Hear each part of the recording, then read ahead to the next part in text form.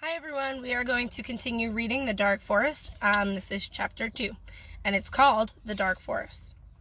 Janook left the arena amid the jeers and taunts of the crowd. One of the spectators, an elemental from Pyros, left the stands to follow him. He was a sandy-haired boy about the same age and height as Janook, but outweighed him by about 30 pounds. He was thick and muscular, and the expression on his face showed he was up to no good. He sauntered behind Janook, mimicking his every move for several yards. Janook chose to ignore the obvious attempt to start trouble, but his tormentor would not give up. "Hey you, Drek," the Pyrosan shouted, but Janook continued to ignore him. "Forest boy," he tried again, but to no avail.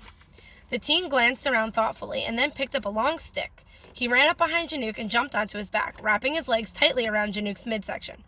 "Homeward, Forest boy! The screechers are upon us! Hurry! There must be a cave to hide in around here somewhere!"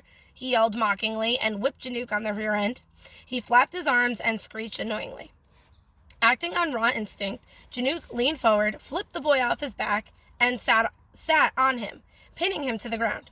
"I'm sorry, were you talking to me?" Janook asked his large opponent with quiet menace. Janook glared challengingly into the surprised eyes of his attacker. However, the look of surprise was soon replaced by one of pure mischief. Before Janook knew what was happening, the boy skillfully rolled Janook over to his back, pinning him on the ground with a triumphant "ha-ha." "Maybe I did not phrase that correctly, Drek. Let me explain it to you so you can understand. You are now in the servitude of the elementals, and since I am an elemental, that makes you my servant." He poked Janook's chest every time he said the word "you." Jerking Janook to his feet, he said, "Would you be so kind as to deliver me to my doorstep? I'm quite fatigued from watching you run through the forest like a scared rabbit," he finished rudely. No sooner had Janook gotten to his feet than the elemental jumped onto his back again. "Home, boy of the forest, home, and make it quick!" He gave Janook 2 quick whacks on the head and pointed his whip towards the city of Pyros. Janook thought he could take this guy, despite his size, but seeing an interested crowd starting to gather, he knew this was not the time or place. Like it or not, this was his lot in life, to be at the beck and call of and every whim of an elemental he'd met. He knew he was expected to obey, but every part of him rebelled at the thought. If he were to refuse this elemental, it would mean serious trouble for him. He'd only been named a Drek minutes ago and already felt like he could not take it a minute longer. He had to find a way out of this life sentence. Janook, humiliated by the now laughing crowd, labored to deliver the large boy to the border of Pyros. They were met there by the city's guard. "Halt! No Dreks allowed," a gruff-looking sentry barked. "Absolutely no one but Pyrosans are allowed into this sector except for explicit order from the council. And you know that." They turned their distant gaze onto Janook and ordered, "Now be off, you Drek, and don't let me catch you near our city again." The bully jumped off Janook's back and sauntered through the gate without a second glance at Janook. The gate slammed shut and Janook was left standing alone, with nothing to do but swallow his anger. He was exhausted from the events of the day, and as he stared at the closing gate, the reality of his new situation began to sink in. Frustrated, he clenched his teeth and headed for home. As he climbed the hills that separated Galvadon from the dark forest and walked the familiar paths that wound through the trees, he started to relax. The forest was Janook's home, the only one he had never known. He depended on it for his livelihood and would explore it often, searching for edible plants and hunting for game. He knew the forest and respected it. Despite its perils, he found much beauty here. The very essence of life was growing and thriving here.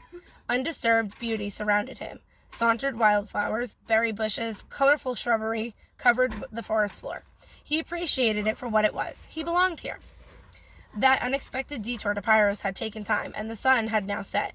He would need to be especially cautious. The most dangerous hunters came out at night, and he knew enough to avoid them if at all possible.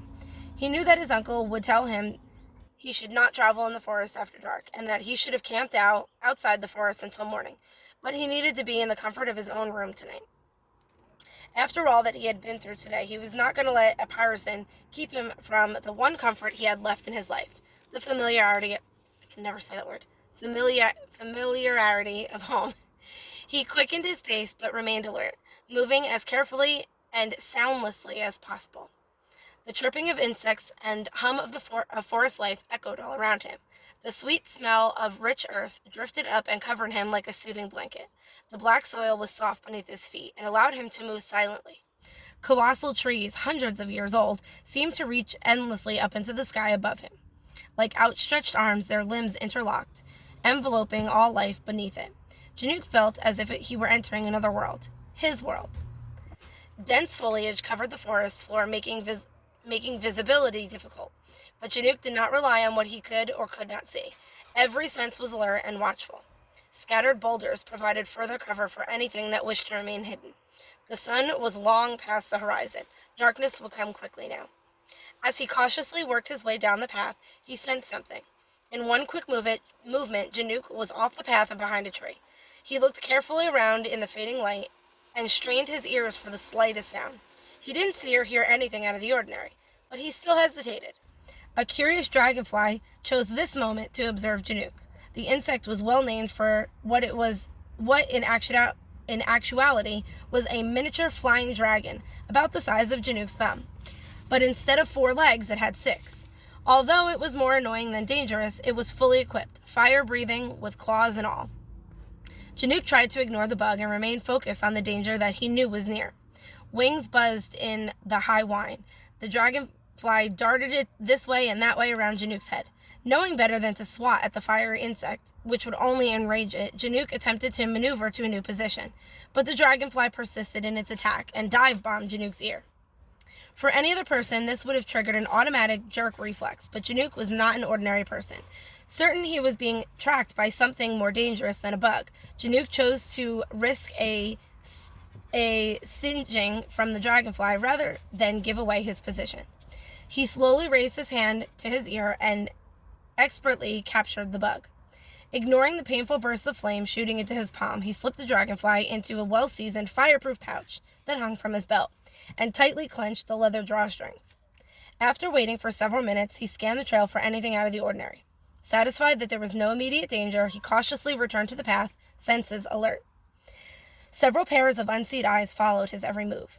Huge moss-covered trees and thick hanging vines seemed to bar Janook's path, but he easily maneuvered around them.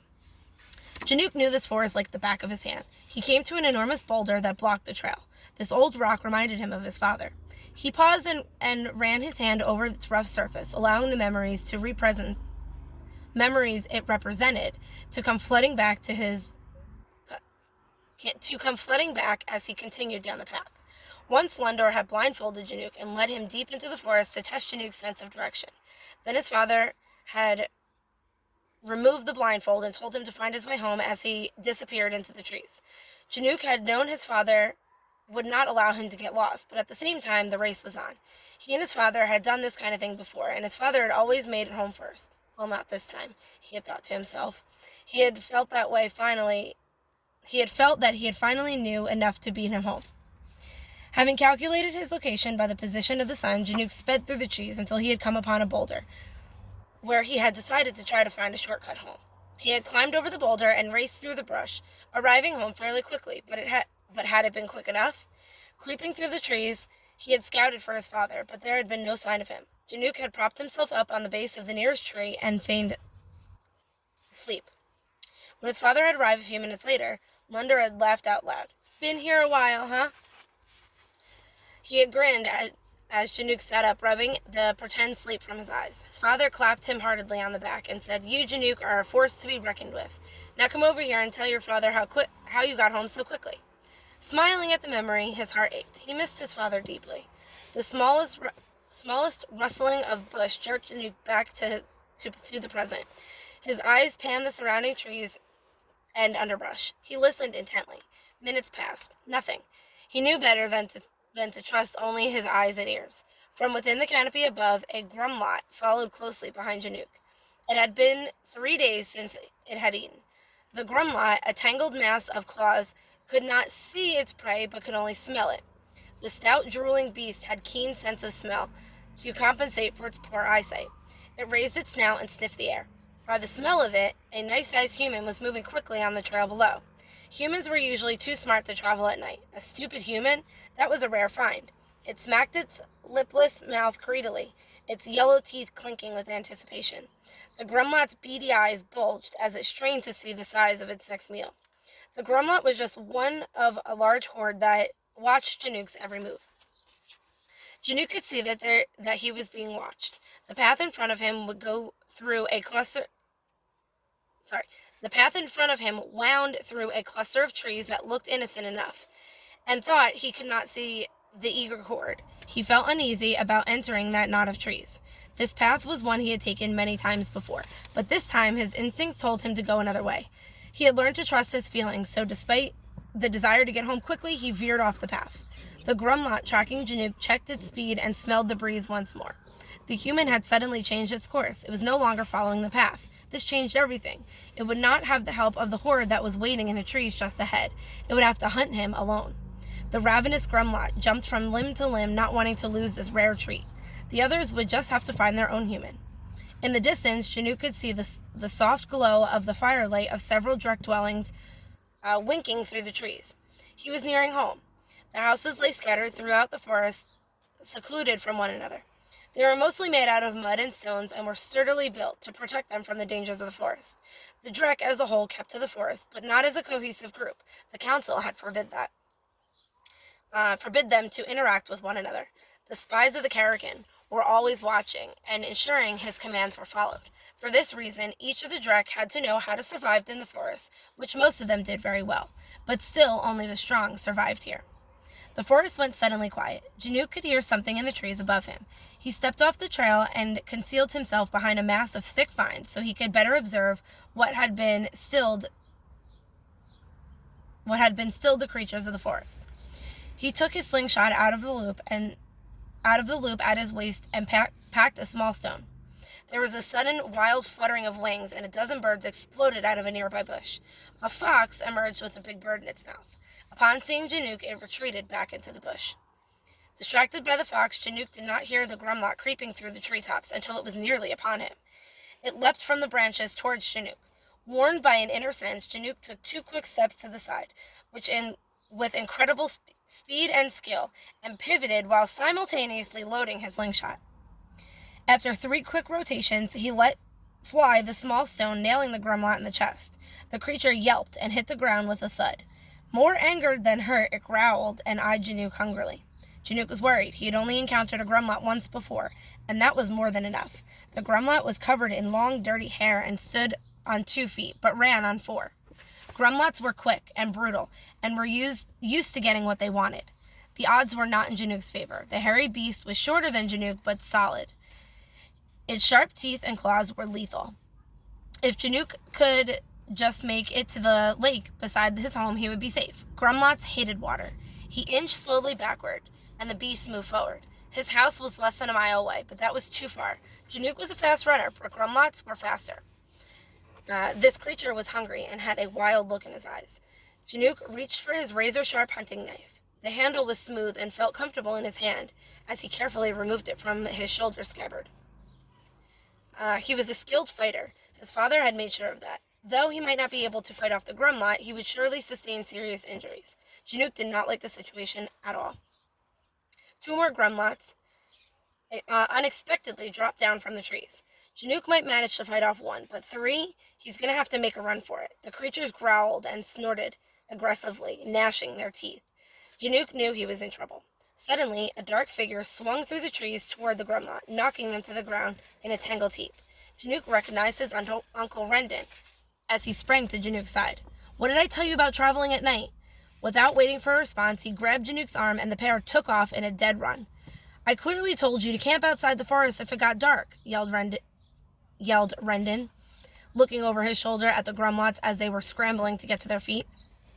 "I could have camped, but then we would have missed out on this time together," Janook smirked. "You're always saying you wish we had more quality time," Janook said as he ducked under a branch. "True," Rendon nodded, conceding the point, "but as bonding as this activity is, let's not make it a habit," he finished as he hurtled over a giant tree root. It was not long before they could hear the grumlot's loud baying call to the whole horde to join the chase. Janook and Rendon increased their speed. Branches and leaves whipped past their faces as they moved through the forest. The tree above them shook violently as the pursuing beast frantically searched for them. Heart-pounding, Janook felt panic rise. He was not sure if they were going to make it. The Grumlots were too close, too fast. If their pursuers got in front of them, it would be over quickly. His lungs burned as they strained for more air. He was sorry he had put his uncle in this situation.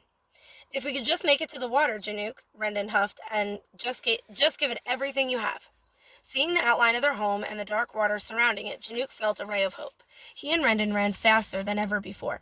If they could just reach the water, the night air was shattered by hideous squeals as the Grumlots spotted them. Glancing quickly over his shoulder, Janook saw the shadow outlines of the Grumlot horde quickly closing the distance between them. They had to reach the safety of the water. A creature dropped suddenly from a tree, knocking Janook to the ground. He struggled with the beast and felt sharp, stabbing pains as it dug its claws into his back. Janook jammed his elbow into the underbelly and threw his head back, smashing the tender snout. Sorry, I need to put my sunglasses on. It's getting bright out. He struggled with the beast and felt sharp, stabbing pains as it dug its claws into his back. Janook jammed his elbow into its underbelly and threw his head back, smashing its tender snout. The Grumlot jerked its head back, howling in pain. Rendon kicked the beast in the gut, hurling it off of his nephew. The sound of the fight fueled the horde's fury as they relentlessly bore down upon the pair. Janook could hear them grunting at his heels. The lake was just ahead, just a few more steps. With every ounce of strength they had, Janook and Rendon thrust themselves forward and dove into the glassy surface of the lake. Janook felt instant relief as he entered the calm silence of the water. When they resurfaced, Rendon gasped for breath and they chuckled. "Ha! We made it, Janook, we're alive!" Treading water, they looked back at the Grumlots who stood at the edge of the lake, squealing angrily as their meal got away. The horde turned their frustration on each other and chased the smaller members back into the darkness of the forest. The Lundor home had sat on a small peninsula that protruded into the dark water. A scattering of white bark trees lined the lake's edge. One lone tree rose from the center of the lake like an old giant that had existed since time began. Green mossy vines draped over its thick, gnarled limbs. A side of the stone house hung over the edge of the water, allowing entrance to the dwelling from underneath the water. Janook and Rendon dove beneath the water's surface. With each stroke, Janook pulled himself down deeper and deeper into the lake until he felt the familiar rock wall of the Lundor home in front of him. He had to feel his way through the darkness to the base of the dwelling and maneuver under the wall. Once on the underside, the two swam up to the pool room of their home. Janook hauled himself up a lengthy ladder followed by his uncle. The two grabbed a couple of towels and began drying off. Spying Janook's injured back, Rendon retrieved his medical kit and began to dress the wound. The two talked about the events of the day, but mostly about Janook's test in the arena. Janook told Rendon about the Pyrosin's taunt and why he had been so late getting home. "I hate being a Drek," Janook said bluntly. "Your life will only be as good as you make it, no matter who you are," said Rendon. This was typical Rendon, as he always looked for the good in life. After a few minutes of silence, Janook asked suspiciously, "So if you thought I would camp outside the forest, why did you come for me?" Rendon's face grew serious. "I had a feeling you were in trouble, Janook, so I came to help." That was just like Rendon. Janook knew he could always count on his uncle to be there for him when he needed him. Rendon, Lundor's brother, had shown up on Janook's doorstep the day after Lundor had been carried off by the Screechers, and he had been there ever since. Their friendship had come naturally and easily. From the day they met, Rendon had treated Janook as his own son. Now, 7 years later, it seemed as if Janook had known him all of his life. Rendon was a lot like Janook's father. He was a tall, handsome man with a lean frame, much like Janook. He was quick to laugh, but cautious with his words, never saying too much. Rendon was a good man and protective of Janook. Rendon finished up dressing Janook's wound, and the pair started down the narrow, torch-lit hallway for bed. The house was quiet, except for the ever-present dripping in the pool room. The stone hallway was worn smooth from much use. Rendon paused beside Janook's bedroom door. "You better get to bed. You've got a long day tomorrow. You have your first official day as a Drek, and your first meeting with Attendant Fripp to look forward to." Rendon's eyes widened comically. "Make sure you're up early and on time at the Citadel. They are sticklers about that." Janook nodded and added thoughtfully, "Thanks, Rendon, for coming for me. It's nice knowing I have someone who cares whether I make it home or not." Rendon smiled and grasped Janook's shoulder firmly. "I do care, and I always will be here for you, Janook." I know, Janook nodded, meeting Rendon's gaze. Rendon took a torch from the wall and headed down the hallway to his room. Janook lit the torch to his room and closed the door. Iridescent plants growing at the bottom of the lake glowed through the transparent stone floor. Strange shadows danced on the walls. His hammock was stretched between two giant hooks in the corner of the room, and a basin of water sat on a small table near the door. A trunk filled with odds and ends, treasures Janook had collected in the forest, and a few items from his mother and father, sat open against the wall. He had been going through it this morning before going to the arena. Janook walked tiredly to his hammock and fell backwards onto it, too tired to change out of his wet clothes. The hammock creaked softly as it swung side to side. He let out a sigh of relief, feeling as if he had been holding his breath all day. Janook closed his eyes and let the events of the day wash over him. This was his last day of freedom. Tomorrow, he would receive his first assignment, and life as he knew it would be over. Maybe he could leave Galvadon through the dark forest. He wondered what lay beyond its borders. Travel beyond the dark forest into the forbidden lands was against the law, but he would not be coming back. There were stories of giants, but he thought that he would rather take his chances with them than continue to be on as a servant boy. It might be possible for one Drek to leave undetected. There was nothing for him here anyway, except Rendon. Would Rendon leave? Janook would ask him. Then, feeling a vibration at his side, Janook sat upright and opened the drawstring of his pouch. The dragonfly zipped up and out of his prison towards Janook with fire blazing. He saw a glint of blue scales as it dove under his hammock. Intent on the dragonfly, Janook leaned over too far and was dumped abruptly onto the floor in a heap. The insect darted around the room, searching for an exit. Frantic, it proceeded to set the room ablaze. Its first victim was Janook's rare leaf collection. It had taken Janook years to collect the array of rare plants that was displayed in a wooden box on the wall. Each leaf was carefully labeled and pinned in place. A powerful blast of flame set the complete assortment ablaze in seconds. Janook scrambled to get the water pitcher to save his prized possession, but it was too late. The entire collection was just a pile of ashes on the floor. Defeated, he poured the water over the ashes. Spying the dragonfly out of the corner of his eye, he let the wooden pitcher clatter on the floor. He dove for the troublesome insect, narrowly missing it. Janook crashed into the small corner table, leaving it in splinters. He wished he had never set eyes on that bedeviled insect. Seeming to enjoy the attention it was getting, the dragonfly made 3 loop-de-loops and sailed casually into Janook's open trunk. "Oh, no, you don't. Not in there." This is where Janook drew the line. With difficulty, the leaf collection could be replaced, but the mementos of his parents could not. Janook crept along the shadow wall until he was behind the trunk and then slammed the lid shut. "Aha! Now I've got you, you little devil." He heard the insect buzzing and trying to get out, and then it was quiet. "I will let you out if you behave," he bargained, and slowly opened the lid. The dragonfly zipped out at full speed, but this time Janook was ready and captured the bug in his cupped hands. He pushed open the hinged window above his hammock and released the dragonfly. It hovered momentarily at the window, steadying Janook, and then buzzed away into the darkness. Janook shut the locked window firmly. Utterly exhausted, he fell into his hammock with a sigh and instantly asleep. Back at the lakeside, 2 dark figures arrived at the house of Lundor just in time to see Janook and Rendon make their final dive into the water. One stepped forward, bent, and studied the ripples that had disturbed the lake.